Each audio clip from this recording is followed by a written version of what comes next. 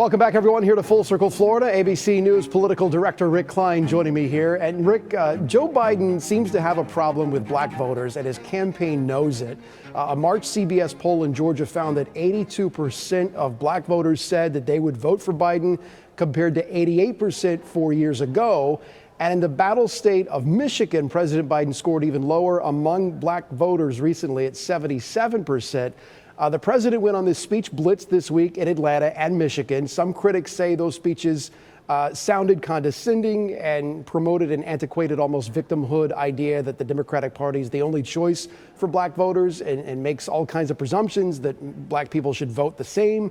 So how big of a problem is this potentially for the Biden campaign, and are they concerned that Trump could gain these voters? Yeah, look, they have to win the voters back, is their view, and they see the numbers now, and you say that these are overwhelming numbers for a Democrat. Well, that's the point. They need to win demographically black voters by ridiculous margins, blowout margins, and if a Republican's able to cut into those margins and come frankly within 50 or 60 points, that's a big problem for the Democrat.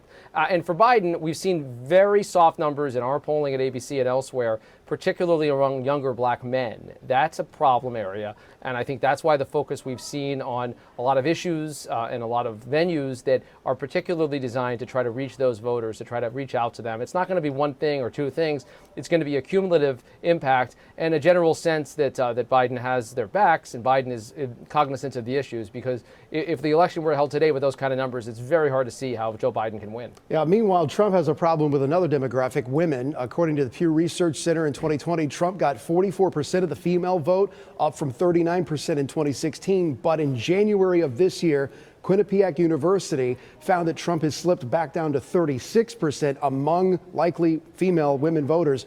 And this week, Trump was asked if he was in favor of restrictions on birth control. He said he would be announcing a policy. Then he walked it back, said he would never be in favor for that.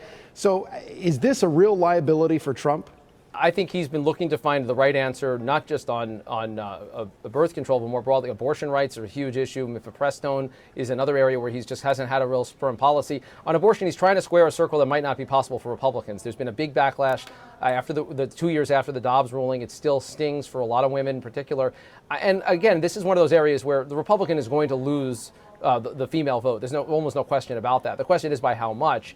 And right now, Trump is fighting from behind for a whole range of reasons. I think abortion's a big one, but so is the perception of his personality and the things he's said and done. Those have long been things that turned off female voters, suburban voters in particular. Yeah, well, the summer just got a lot more relevant with everything that those guys are now dealing with, plus the debates coming up.